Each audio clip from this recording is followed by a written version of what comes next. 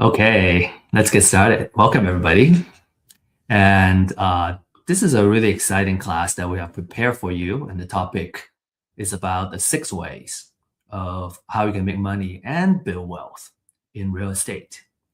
Now, usually the folks that are interested in this class and are in the audience today you're here because number one, you're interested in real estate as an asset class. In fact, it's a great asset class, right? It's something that you can feel and touch. That's all what we always say in terms of real estate. It's not like a virtual type of asset, and it has great potential for appreciation, depending on your strategy, of course. And we're going to talk about the different strategies where how you can make it appreciate and make it a great asset to own. Now, real estate investment is also a great vehicle to grow and secure your financial future too. And that's what we're talking about in terms of wealth building. And so, congratulations for being here and really taking control of your financial future and your financial security. Now, let's get started. Now, we're all here because we know that real estate investments can be a very lucrative business, right? If we know how to do it, that's the most important thing. You can lose money too. So how can we kind of avoid all the pitfalls and make sure that it will stay lucrative for us? Right? You probably personally know somebody who has invested in real estate and made big profits or have built a substantial wealth over time. In fact, we're working with someone right now that has built a close to 100 property portfolio, and she's sitting on a lot of equity right now. So how do we get into this game, right? We're gonna spend the next hour learning about the different ways we can play this game and how we can really excel in it. Now, to just kind of show you, what success may look like, here are a couple of success stories. And obviously, every deal is different, every case is different, and some of these are kind of outsized profits as well. So it's certainly not representative of what an average deal may look like. But these are some of the deals our clients have sent us, and they're kind of impressive. So we want to show it here. All right. So this is a deal where the investor made $46,500. Okay, and then we got a couple more too. Like these are even bigger. Every deal is a little bit bigger. This one is quite a bit bigger. $85,610 profit. Okay, and then here's another one, right? $88,862 profit. So if you do it right, if you know what you're doing, you can make quite a bit of profits. So naturally, the question is, how can I work deals like this? How can I find these deals? How can I work the deals? And how can I structure the deal so I can make this amount of profit? And how can I make money? So we're gonna answer those questions in this webinar, especially kind of the first half of our class today. We're gonna talk about how you can make money, right? The money-making techniques. And then we're going to dive into a little more advanced, which is the wealth building portion of it. All right. So I hope you're excited and you're kind of ready to go, and you're taking notes, right? So our promise to you is that at the end of this class, you're going to understand the top 3 money-making techniques and also the wealth building techniques using real estate investments as a vehicle. And typically, this class is for new investors looking to get started. And I would say the wealth building part can be a little bit advanced, because it has to do with tax laws as well. And so if you have been investing for a while and you kind of see the wealth building piece, it could be new for you also. So make sure you take good notes and write down any questions you have. And you can either ask it on the chat here, or you can join us at our weekly office hours and ask those questions live.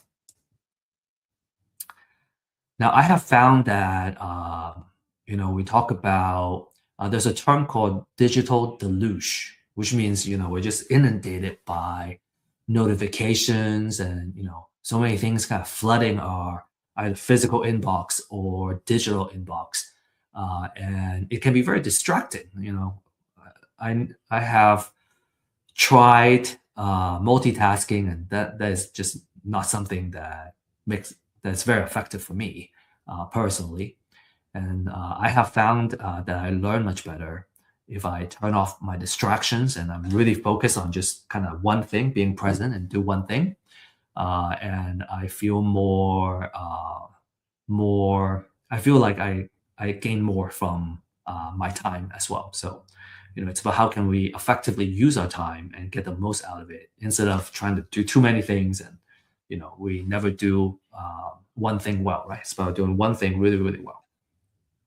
So, with that said, our suggestion would be to really kind of focus, right, and take good notes on an important class like this, and use the chat too. You can use the chat to connect with your fellow audience, fellow classmates, and you can also save the chat, so you can save everyone's contact information. So I highly recommend that you use the chat as a way to network, right, and as a way to uh, gain the most out of this session, right, the next hour, and really make an effort to connect for coffee, for example, after the class, and make quality connections. Quick disclaimer, this class is for educational purposes only, right? Some of the examples we have is maybe real case, right? As what I just shared with you earlier. Some are simplified examples, so it's easier to kind of follow the math and really understand how the deals work. And so keep in mind of that. Always do your due diligence, right? Whenever it comes time to analyze and make an investment decision. And we don't offer investment, financial, or legal advice. This is just for educational purposes only. Always do your due diligence. So, quick story, background about myself. I have, as I grow our company, Real Estate IQ, which focuses on helping investors find deals and also find success in real estate and using real estate as a vehicle to build wealth. I have kind of really honed in on my marketing skills, and I think as you grow your business, you're forced to pick up a lot of skill sets, and so real estate data and what we call intelligence augmentation, right, using AI to help us make faster and more reliable decisions.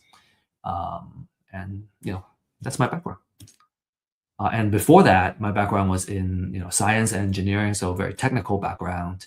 But I was always interested in real estate and the very kind of passive earning power of real estate. And what I learned over time is that there's actually ways you can make income very quickly as well in real estate. So kind of both kind of active income and passive income, and the wealth building factors of it really piqued my interest in real estate investments. And that's why I'm here today. I'm kind of spreading the language, spreading the belief, I guess. And I had this struggle, and I still see kind of a lack of information and good data, good knowledge out there. And I think it has improved, and that's what Real Estate IQ is all about. And I think you're just fortunate to be here today because you can get the knowledge, get the data and tech, and also our hope is that you can leverage this opportunity and leverage our community to network with mentors and fellow entrepreneurs, and really kind of use all the resources to grow your business. Because of all this struggle, as we were kind of learning about real estate investments and kind of doing the deals, we have built Real Estate IQ to address these issues, these problems, right? Webinars and classes, because education is the ultimate equalizer, right? It really kind of helps us rise up to the level that we want to play in. And we offer deal finding, right? Distressed owner, distressed seller, distressed property information. That's what we call a deal. You have to, it's a certain type of distress and situation that allows you to acquire the deal at a good price or good terms, so that you can monetize on the deals, right? So we offer you that data. And then also, finally, we offer a deal makers community. It's a support system that helps you find help and get questions answered, and which I find is extremely important. You kind of, when you're just starting, you kind of need someone who is experienced and have gone through the struggle and have dealt with those problems, and just have somebody who can kind of help you make the deals happen. I find that very, very important. That was the first thing I did, is to find somebody who can mentor me and help me uh, uh, do the deals, different types of deals and situations. So it just saves so much time and struggle and headache when you have a trusted a mentor, a trusted coach that can help you out. All right, so without further ado, right, let's get started. So today we have 3 portions for this class. The first portion is going over money-making techniques, right? This is about kind of making quick, short-term money now, and how you can make a living using real estate. And then the second topic generally receives more attention because the long-term goal in real estate is usually about building assets that work for us, even when we are still sleeping, right? The passive earning techniques and how we can build the wealth, right, as we're sleeping. So that's a very exciting topic, and we'll go over that next. And then finally, we talked about a couple of bonus materials. If you have read about the introduction of this class, we got a couple of tools that we want to share with you, and that's our bonus material that we're going to share. Make sure you stay until the very end, and I'll share with you the link and the code, the QR code of how you can find and download these materials. Okay, so let's get started, right? So let's talk about the top 3 money-making techniques. And I would say the most popular one and the most lucrative one is fix and flip. So essentially, you're buying what we call an ugly house, right? It's an ugly house or outdated house, and you usually want to buy it at a discount. Okay, you improve it, and then you sell it for more than you pay for it, and you keep the difference as a profit. How the money is made is usually you need to, number one, is to buy it below market value. And usually it's because of the condition of the house, right? Maybe, like I said, it's ugly, or because of distress. An example of distress would be a home needing a lot of work, or a house going into foreclosure in the next 30 days. And so the owner either lose everything and potentially owe more money after losing the house, or they can sell it to you. So that's a very strong sign of distress. And then you add value through renovation. And you got to control the cost. You got to know, what you need to do to fix up the house to improve the property, and then you capture the what we call a spread, right? The sale price minus everything you put in the house, the purchase, the rehab, the financing cost, the closing cost, holding cost, everything, and then you get your net profit. And I'll have an example for you to kind of really visualize what the numbers may look like. The key benefit for fix and flip is that there is a potential for relatively big profit in a relatively short time. Usually maybe a quick project could be 3 months, maybe it can go as long as 10 months, up to a year. but usually it's months and not years.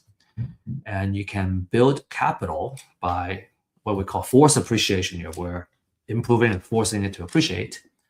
And you have a active and hands-on way of kind of controlling this project. And we usually say that fix and flip is more of a construction project.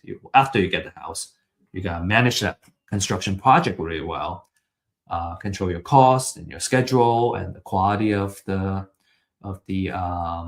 renovation, and improve it in such a way that you can sell at a profit. So risks, right? Everything has risk. You're gonna do, even sitting around, there's a risk to it as well. So the risk of fix and flip is that the price or buyer demand may go down during the time of your project. So just when you thought it's gonna sell high, if the price actually went down, then you may suffer a loss, right? It's possible.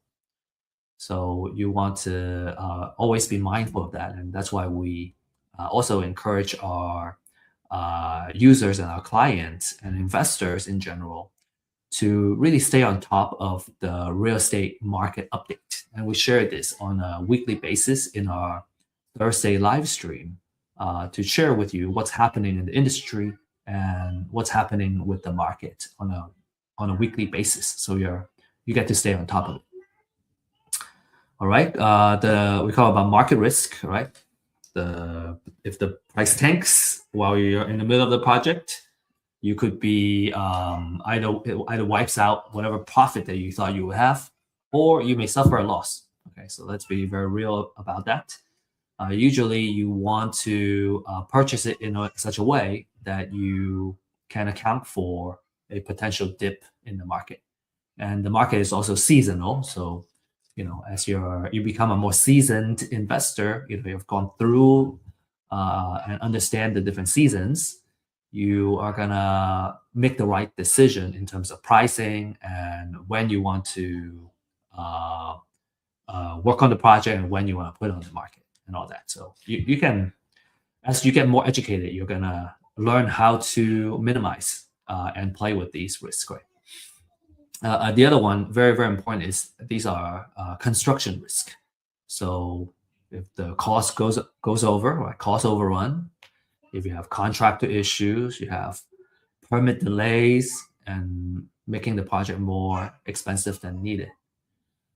We do have a fix and flip workshop that you can purchase and attend, and I highly recommend that before you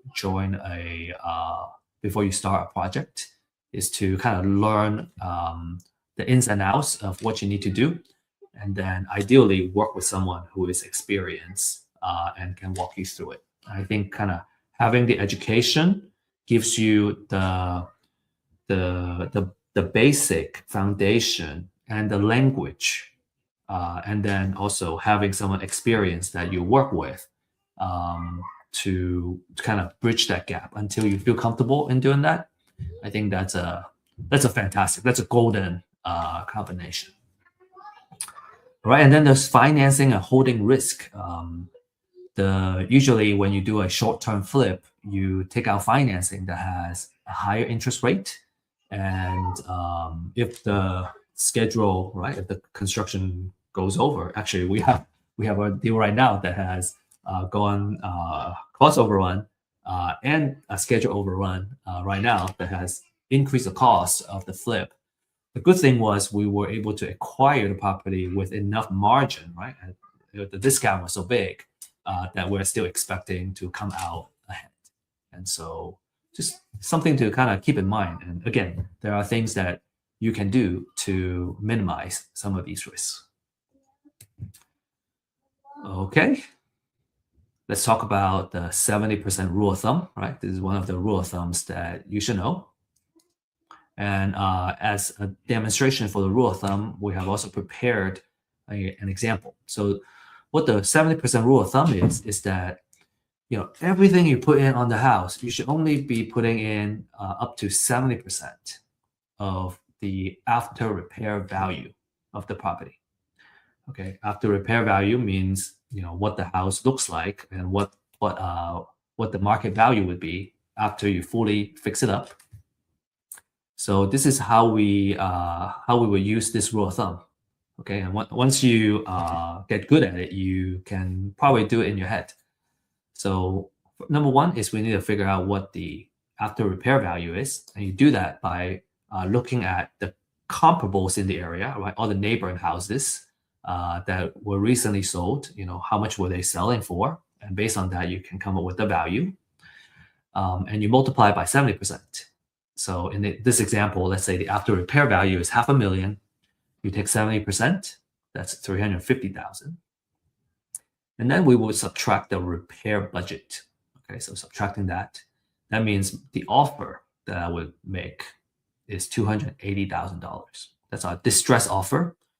Also, you may also hear it as learn it as maximum allowable offer. Maximum allowable offer. Okay. The glossary is going to contain all these terms. Now, if we kind of go back into here, right? So just kind of adding all the numbers up, how does it work? So if I purchase it at 280, then I put $70,000 in, and then that means everything I put in is 350,000, which means there is $150,000 or 30% of the spread, right? That's a margin, that a profit that I can make. All the additional cost of the project, is gonna be accounted for in that 30%. And if there's any kind of margin of error, is gonna be part of that 30%. So usually that 70% rule makes sure that in most cases there is enough margin built in that you're not gonna end up losing money on the deal. So that's a very important thing, is that we follow that 70% rule, and we only this is our maximum offer. This is the max we can offer based on this formula. And just to demonstrate what the other 30% would be, okay, here's an example. So 30% of the $500,000 after repair value is 150. And so with that, you gotta pay for closing cost. There is holding costs, right? Insurance, electricity, utilities,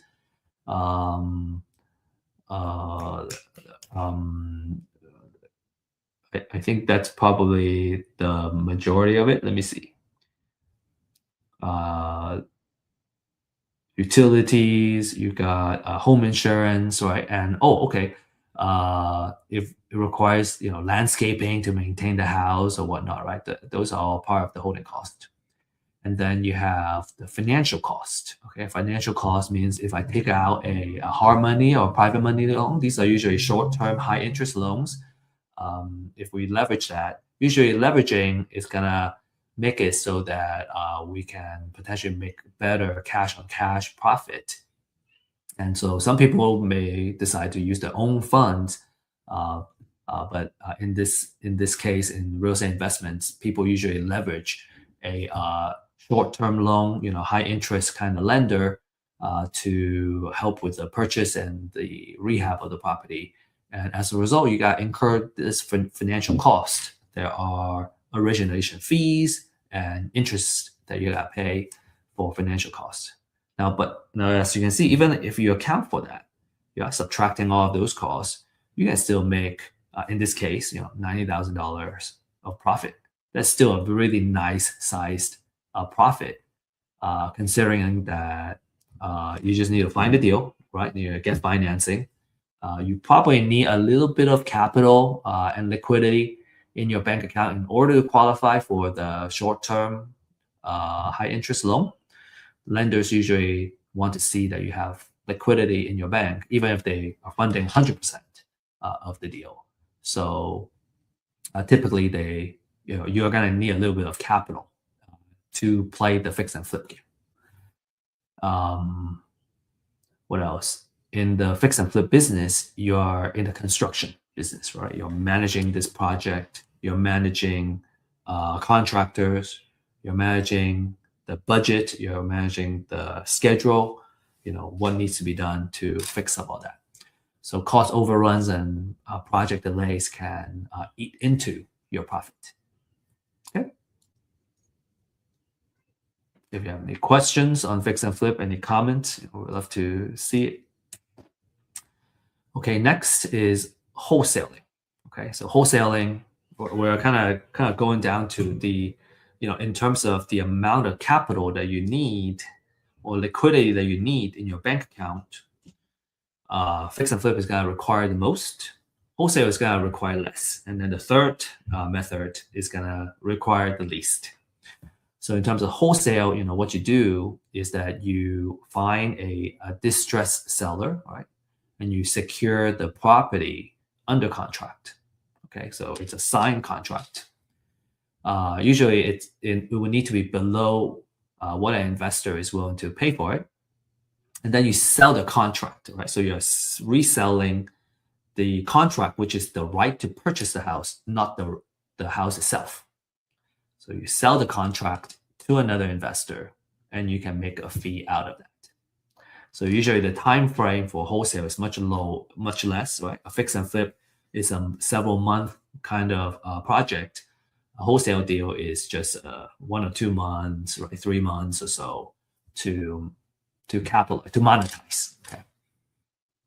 Your profit is the assignment or wholesale fee, and it's commonly a couple $1,000s, about 5 to 10% of the property price.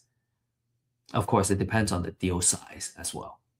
So the key benefit for wholesale is that it requires a low capital entry. All right, you can get started with very little money. You just need to pay for the marketing. All right, usually what you need is a list of distressed sellers or distressed properties that you can do outreach to, and then you got also pay for the marketing.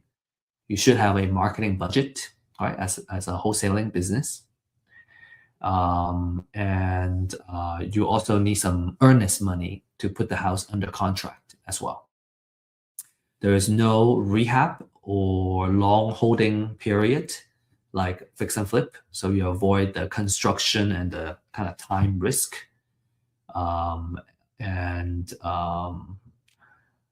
It's the great way to do that is to build a buyer's list in addition to have a list of distressed sellers that you can acquire the property from, or not acquire, but to get them to agree to sign a contract with you, so you can lock it up.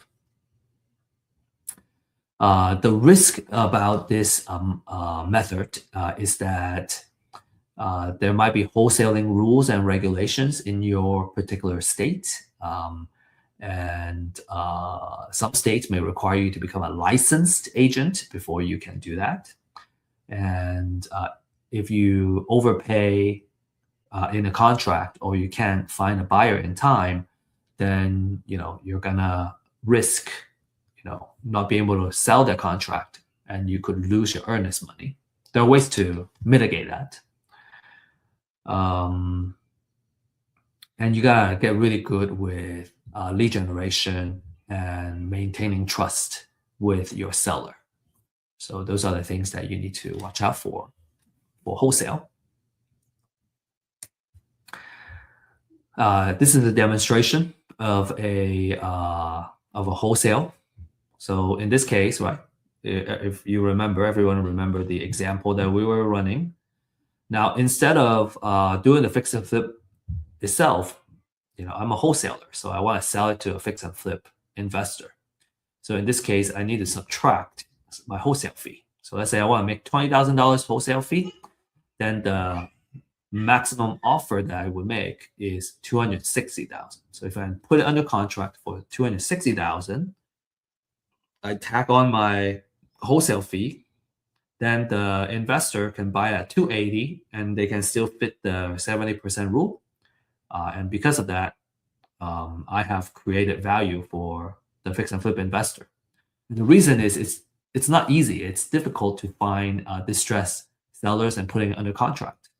And the value that we're bringing to the market is that we got it under contract, and we got a seller ready to sell, and the buyer really appreciate that. Right? So as a result, we make the $20,000. And for a fix and flipper, as long as they can acquire a property with that 70% rule, and they're already going to make their margin, they would be happy to pay you a wholesale fee.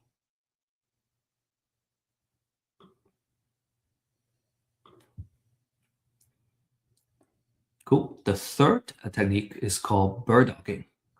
And as a bird dog, your job is a lot easier. Okay, you just need to look for motivated sellers or distressed or undervalued property. So you could be kind of driving around and you can see a house that's abandoned. And what you would do is you want to figure out who the seller is and get a hold of the seller.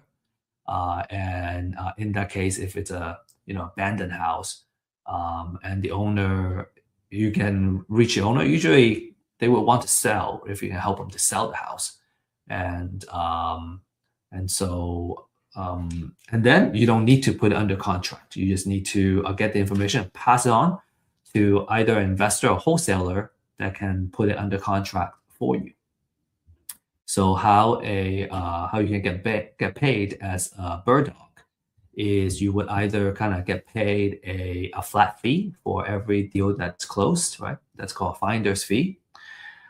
Typically, you can probably make at least $500 at least per deal. If the deal size is bigger, you can get it. You can get a bigger finder's fee usually, and so typically it's a flat fee. I see a lot of flat fees, $500 to $2,000, up to $2,000 per deal, and or a percentage of the profit. You can negotiate like something like that with the investor. Usually it would need to be like a fix and flip deal that they can exit. So payment usually happens at closing or right after closing, when the investor finishes when the whole transaction is done, and usually as a bird dog, it's recommended that you request to get paid at closing. It's the easiest.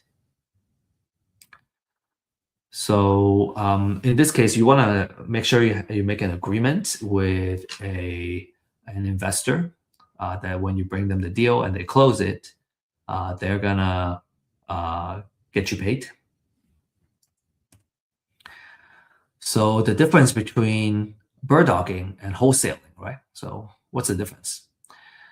For bird dogs, they don't get the property under contract. The wholesaler would get under contract.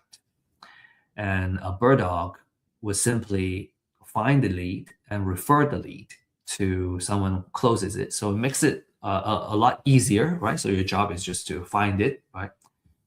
And refer the lead over to the investor that you work closely with.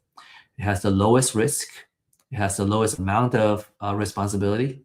And as a result, there are smaller fees. You don't make as big of a fee as you would as a wholesaler. Now that said, it makes the job a lot easier. You just gotta, consistently going out there and getting the leads, right? And kind of working with an investor that knows how to convert these deals, and you're gonna get paid. You don't have to spend a lot of your time following up on the leads or whatnot, right? You're just, finding the lead, making the referral, and then you keep moving. You keep moving on. I think it's really good for someone who's just getting started, or you're kind of doing it more like a side gig. And my recommendation is just do it consistently, right? Just don't you want to keep doing it. Find a couple of hours a day or a couple of hours every week, right? Several days a week to just kind of consistently doing it. And then when you have it's always a volume game, right? A numbers game. So if you have enough leads, a percentage of those leads will convert, and that's how you get paid. So wholesalers, you A wholesaler would sign a contract, right, with the seller, and they can control the deal because they own the contract. And there's more risk, there's more work, but a larger payday for a wholesaler. Cool. So as a mini recap for this first segment, fix and flip, you're gonna have a biggest payday out of these top three techniques. You are in the construction business. You are taking more risk, right? You got to hold the property for longer. There's more expenses. You have to manage the project. You have market risk. You have construction risk. A wholesaler, you're in marketing and deal finding business, right? Your risk is lower. You can make the money a little bit faster because you're gonna put in a contract. You find a seller, and when the deal closes, you're gonna get paid. The skill is on how you can find deeply discounted deals that are ready to put them under contract. And then bird dogging is you're in the relationship and the marketing business. You're gonna end up talking to the seller, right? Finding the house, talking to the potential seller, and then making that connection. So it's about consistently bringing the deals to serious buyers. You want to make sure that you have a investor, or it's usually an investor buyer that's gonna take your leads and work those leads consistently for you.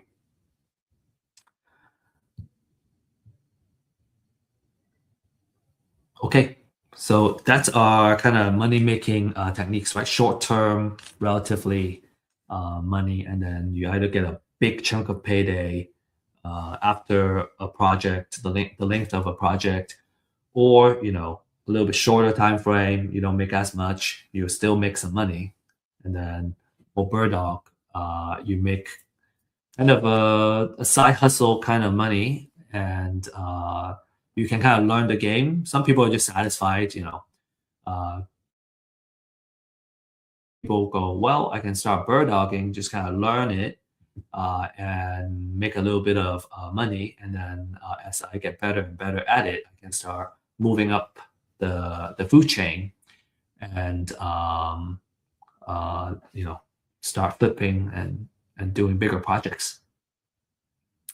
Cool. Now, usually when we see this, right, we see kind of, like I said, a progression of the roles. First you do bird dog because you have kind of like the lowest amount of risk. You don't need a lot of money to get started, and then you kind of move up to wholesaling. You can make a little more money, and then as you accumulate more of that capital, you can start doing fix and flip projects.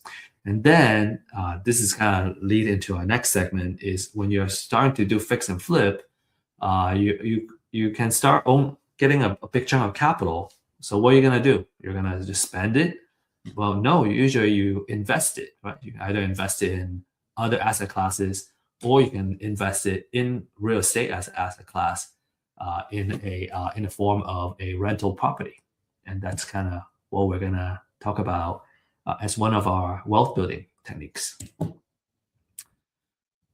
Cool. We're gonna talk about the 3 wealth building techniques. Okay, so the first step is buy and hold. So you buy usually a pretty solid rental property, right? You put a good tenant in it, right? And you let them help you pay down the mortgage. They're gonna pay you rent every month, and you subtract after all the expenses that includes mortgage. Ideally, you have the leftover, so you have a monthly cash flow every month to as the owner of the property, in addition to the mortgage being paid down. So over time, mortgage gets paid down, you're building up equity, and every month you're getting a small cash flow. So it's a way of kind of building wealth and making money a little bit trickle at a time. You're not making a big chunk at a time, but you are slowly building that wealth. plenty of examples of properties, especially in the beginning. You probably have a smaller cash flow, but over time, as the rental lease number goes up in the area, you're going to be able to increase your monthly rent also. I think on average, our rental properties, we're aiming for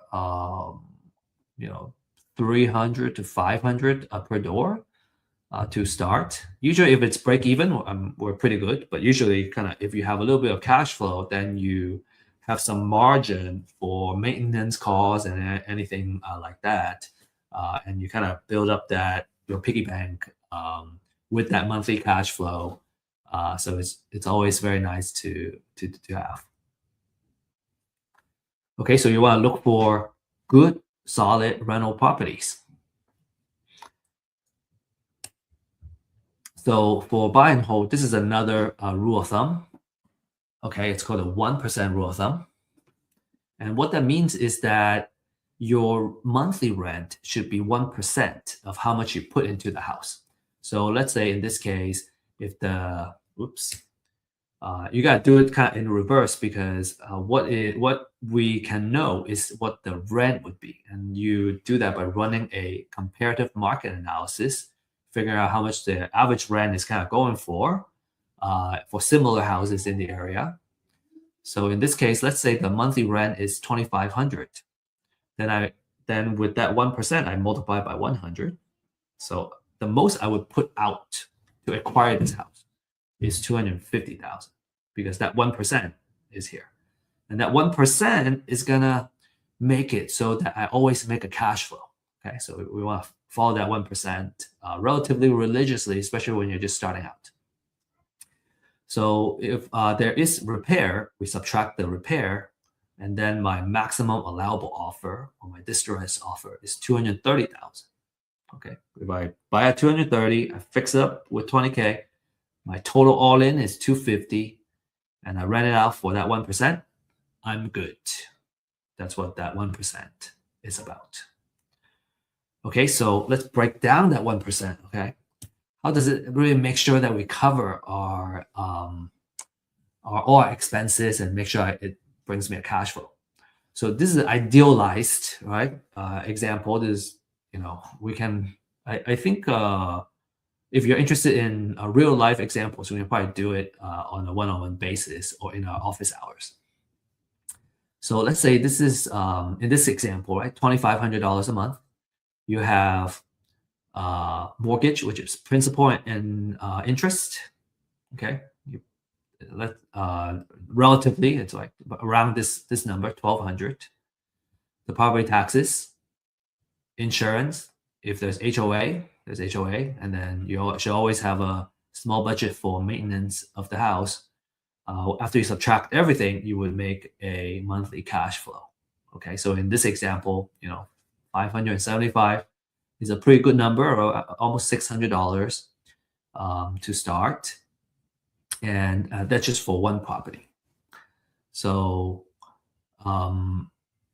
as a landlord, this is how much money I would make in one house, right? And that's relatively pretty passive income. If I manage it myself, if I hire a property manager, which we usually do, some of that there would be additional expense, right, for the property manager, but I would still make a cash flow. Now, if every month I make this much, then I will be able to make and that's just one house. If I have 10 houses, then I would make almost $6,000 a month. And that would make it about 69,000 a year. So if you have 10 houses, that's a little bit better than median income in today's world. If I own 20 houses, then I'm kind of 2 or 3 times of the median income. I would make 138,000 a year, and that's a really good way of making sure the property is making money for you. Right, really good way to make money. And in buy and hold, you're in the landlord business, which means you're going to be working with a property manager to help you manage a property, or you directly deal with the tenants, and you got to deal with tenants and toilets, all these issues. Your attention is going to be focused on making sure all your properties are leased, right? Good occupancy rate, and then generating cash flow on a consistent basis. So a couple of things that could be risky as a landlord is you have vacancy, high vacancy. In fact, we had a rental property that sat vacant for like 6 months. That really ate up our profits. In fact, we had to kind of keep the mortgage payments going, right? So that's a risk you want to be very cognizant of. Make sure you can reduce the vacancy, and then you want to have a good tenant quality so that they will keep your house well, and they will consistently pay you rent. You don't. The last thing you want is to have tenants stop paying, and then you have to figure out the eviction process, get them out, and then they trash your place. So make sure you have a really high quality tenant that takes good care of your property, good credits and everything. So having good background check and really good process is a very key part of this business. So buy and hold, all right. We call it a wealth building technique, okay? And this is just like the first step, okay? So, but these are very exciting. So number one is you get your monthly cash flow, right? You can, as you build up that monthly cash flow, you can save that up, and it could become a down payment for another property. That's one. The second one is called appreciation. So there are two types of appreciation. One is naturally the house value goes up over time. And so that's what we call natural appreciation. We're not going to dive into why that happens and the kind of financial side of things, but let's just kind of take it as a given that there is a natural appreciation on the property. You can also do forced appreciation, where you, if you buy it at buy a house that requires repair, and then you fix it up, you repair it, you can force it to appreciate. And then there is tax savings such as depreciation and interest write-off, operating expense write-off. And then finally, because every month you're paying the mortgage and you're paying down the principal, so you're building up that equity. So there is a scalability in this sense, where profits and the equity of one property can be leveraged to buy additional properties, and you can build a portfolio. And I think it's always a good way to kind of start. What's one way to kind of say is that if you start accumulating, right, a lot of these properties, kind of like playing Monopoly, right? You want to have all these houses. You can collect more rent, and then when you have multiple houses, then you can start going, well, okay, should I want to keep buying more houses, or should I want to change all of these houses into a hotel, right? Into a kind of bigger type of maybe a commercial property or whatnot. So this is kind of the way to do it. So there is relatively stability in buy and hold because you're less dependent on the short-term market swing, as opposed to flipping, and then you can always kind of ride out the downturns as long as the property continue to cash flow with a tenant in it.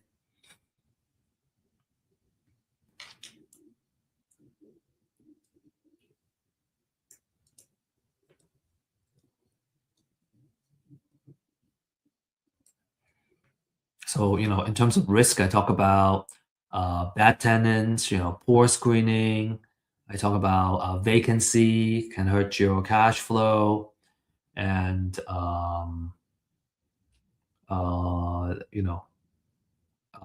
if there's a oversupply of housing in the area, then you're gonna potentially sit on that vacancy. So you want to pay attention to those kind of risk and make sure that you really understand the local market before you kind of get into that. Okay, next is the Burr method. The Burr method is a way for you to scale your buy and hold strategy. So if you like, the rent that you're getting in one house, you want to do more of it. This is how you do it. You can kind of accumulate and build a portfolio of properties this way. So what Burr stands for is buy, rehab, rent, refi, and repeat. So number one is you buy a property that's distressed and undervalued. Okay, you could certainly buy a rent ready, move in ready house. Then you're not going to use this Burr method. You can buy it and just collect a rental. That's one way to do it. To kind of use this strategy, and we'll talk about the benefits of this strategy. Why we want to do this is that you want to buy it at undervalue and distressed, and then you are gonna rehab it and force it to increase in value. Okay, and now it's all nice and ready to rent. You rent it out, put a tenant in there, and then you can. Usually, when you do a rehab, you use a short-term, hard money or private money loan. So you would, after you put a tenant in, you can refinance it to a 30-year loan. And then when you refinance, you will buy out the existing loan, right? The short-term loan is gone. And because when you originally took the short-term loan, your value is here. After you rehab it, your value is here now, is much higher.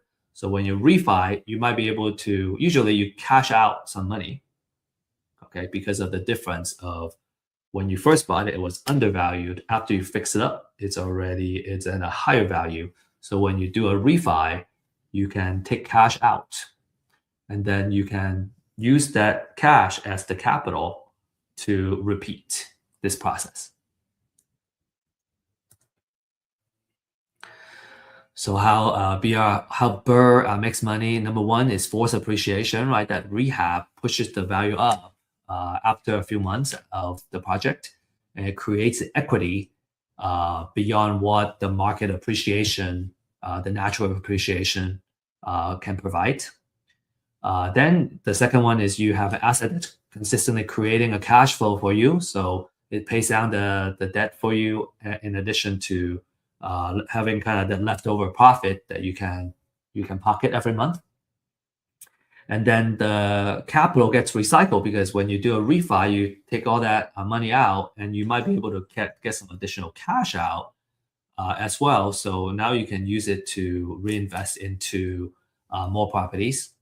And then finally is the loan pay down, right? Because again, you got a tenant in there that's paying down your loan and you can build up that equity. So, in order to do this really well, you got to make sure that you have good discipline in your due diligence, right? You got to know your after repair value very well. You got to know your rehab very well, and your rent projection very well. Another risk is financing. So your short-term loan is expensive and also risky. So you want to make sure you kind of manage the rehab really well, and also you'll be able to kind of refi after.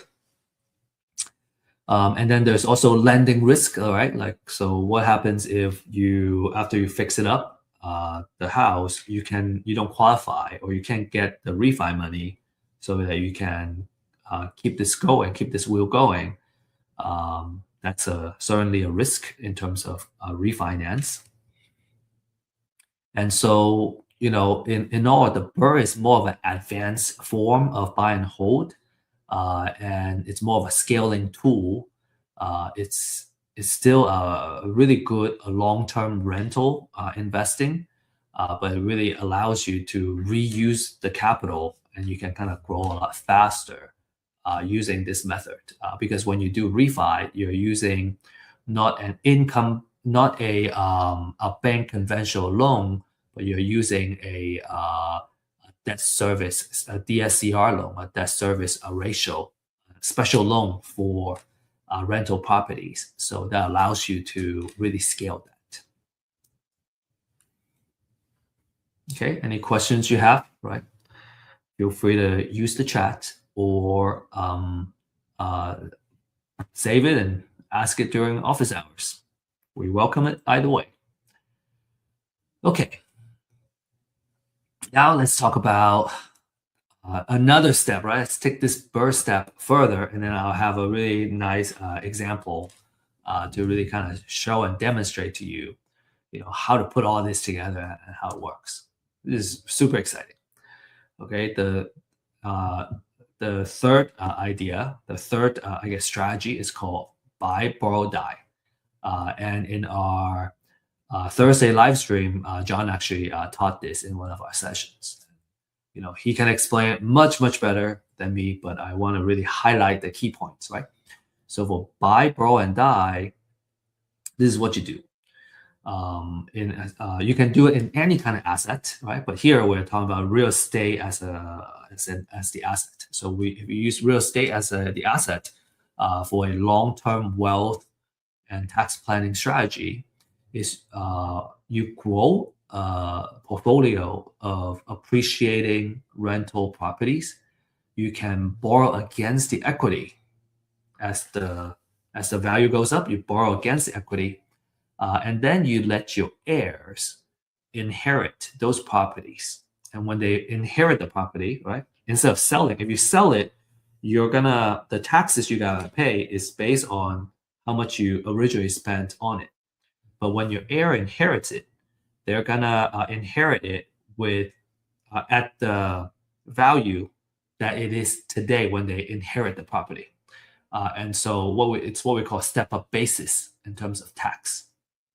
So it's a really awesome way to minimize capital gains tax, and when you use it's a combination. It's a strategy that uses appreciation in real estate, cash flow, and the lending flexibility to provide money that you can spend during your life, and also deferring or avoiding the tax bill that comes from selling. Because when you sell, you incur capital gains tax. So it's a very advanced strategy, right?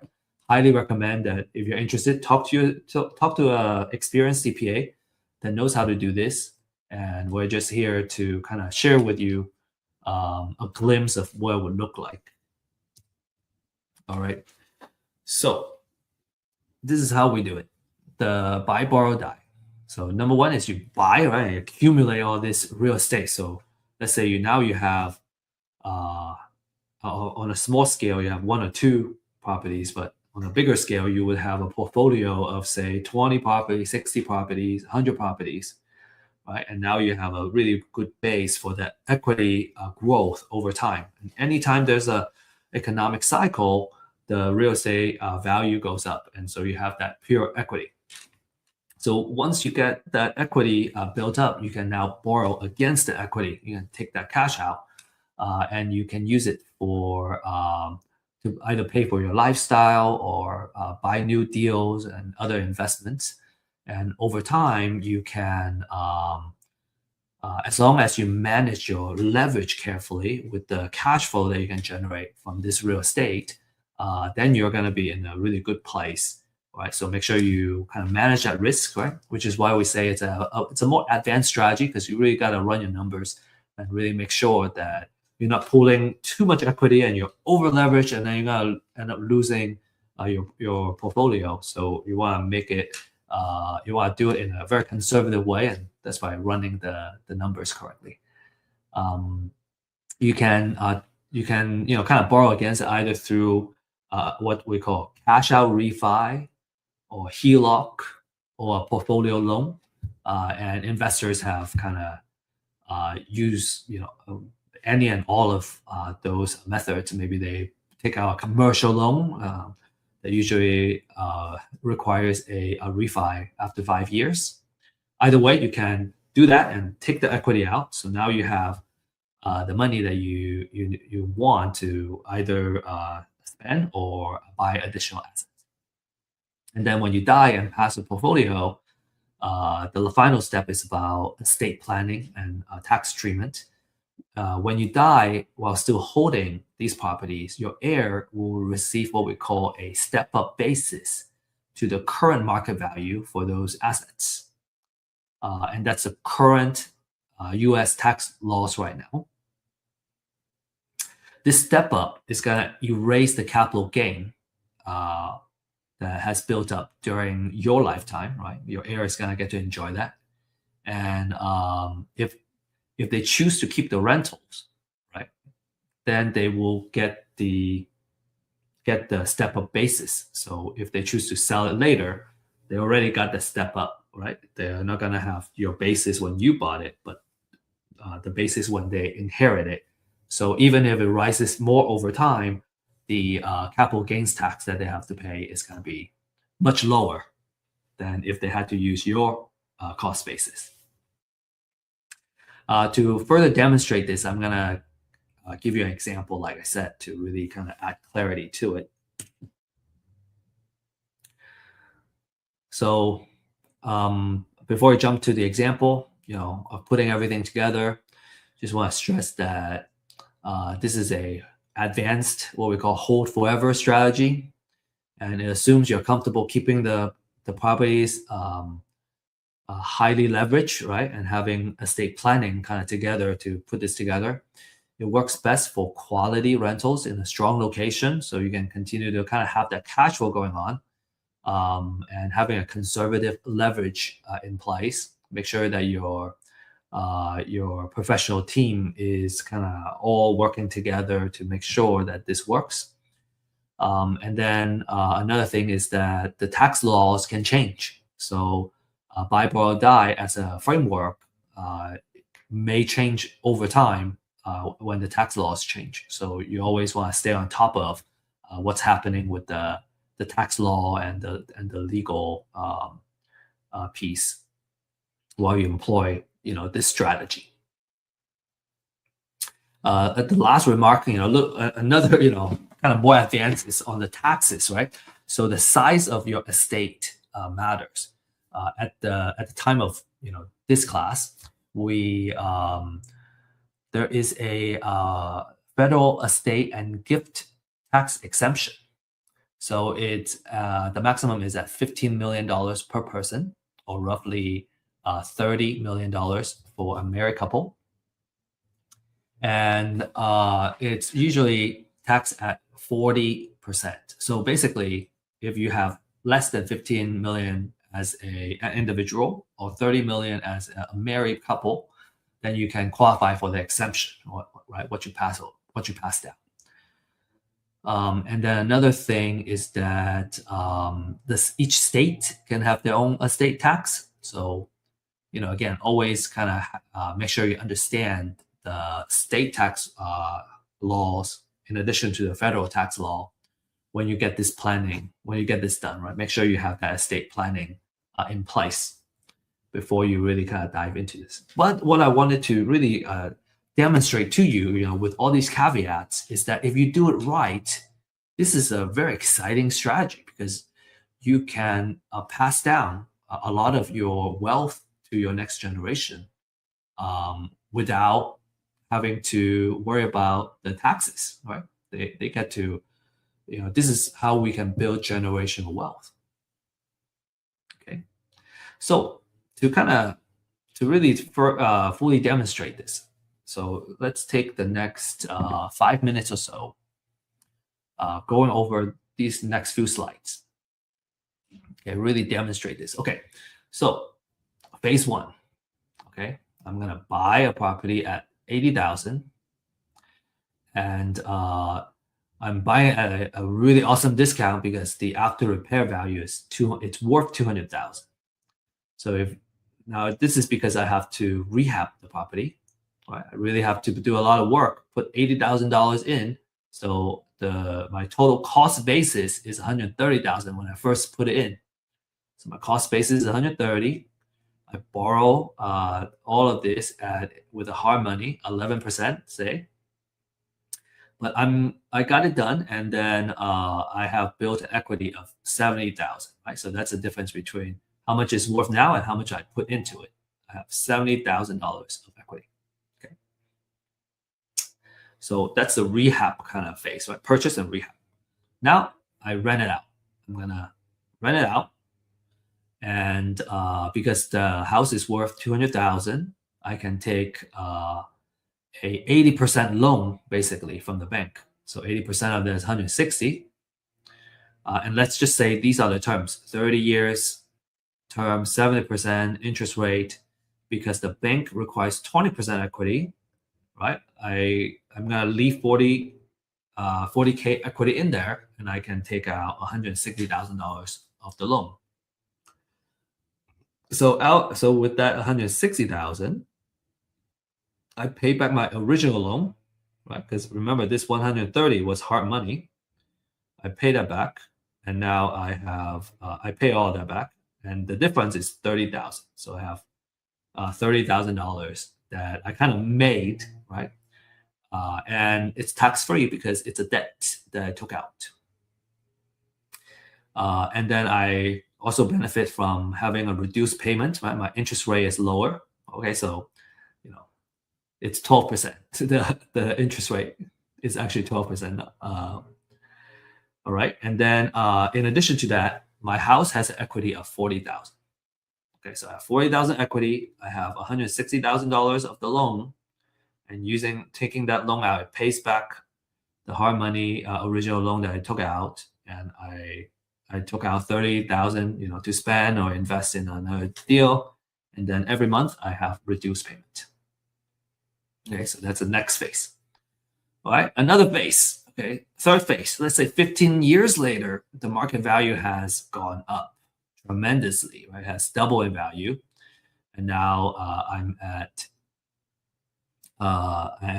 $400,000 in terms of market value. My old loan, I remember I had a loan of 160,000.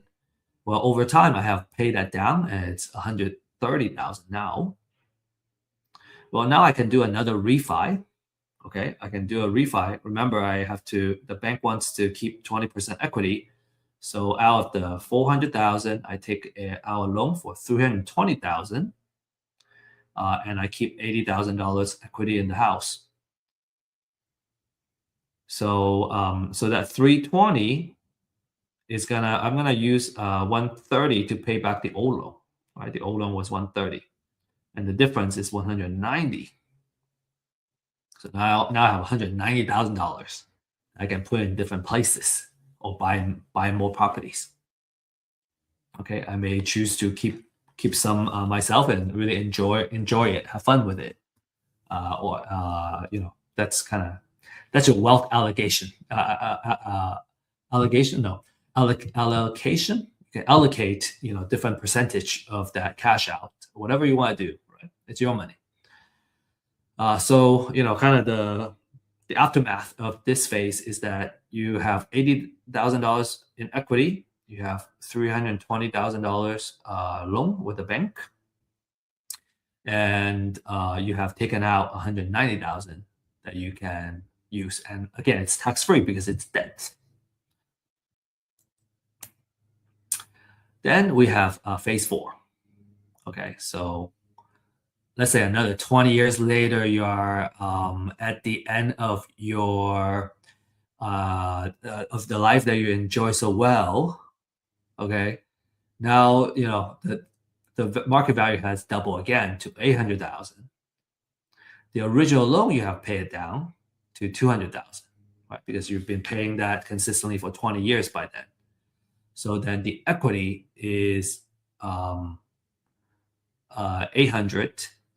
Apologize, excuse the typo. 800,000 minus 200,000 equals to 600,000. So in this case, if the owner sells before death, well, you have the amount of equity minus your cost basis of 100,000. So you got to pay capital gains tax of 470,000, and that's a lot of money. You got to pay a lot of capital gains tax. But if you pass it down to the heir, your cost basis, instead of 130, it goes all the way up to 600,000. So apologize on the typo here. So your capital gain is 600,000 minus 600,000. There's no capital gain for the heir. So again, there's some typo here. So what we have spent the past hour on, actually more than an hour, is we went over the top 3 money-making techniques and the wealth building techniques. I hope you really enjoy looking at these examples, and you're getting really excited about the prospect of using real estate to build your wealth, your generational wealth. Now we're gonna have these 2 bonus materials that I'm gonna be sharing with you in just a few minutes. All right. The first one is the rules of thumb in real estate. We went over the 70% rule of thumb. We went over the 30% rule of thumb, and there are 2 more that we want to share with you. And then there's also the glossary, right? The terminology and the language that you're going to use to really do this well. And so we thought these are really awesome resources for you to use. Naturally, at this point, your questions would be, how do I get started? What do I need to do? How can I build that wealth? I hope we got you excited enough to really want to join and play this game. And so this is our recommendation. Okay. First is that if you're not ready to take action yet, right? This is really piquing your interest, but you want to learn more about, how you do it, and maybe through real examples. Well, this is where we really share a live update of the leads, right?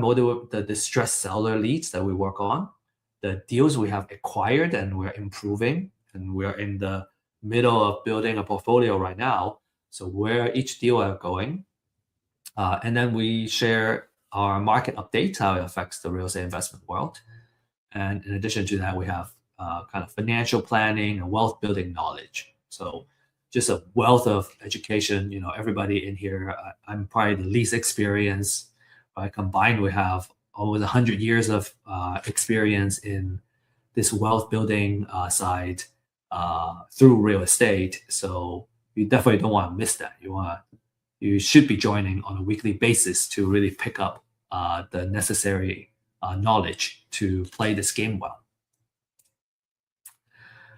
If you are ready to take action, then you want to, number one, right? As you remember, everything starts from buying a house at a discount. So you want to get a distressed sellers list. The more research, the better. This is our current offering for our distressed sellers list.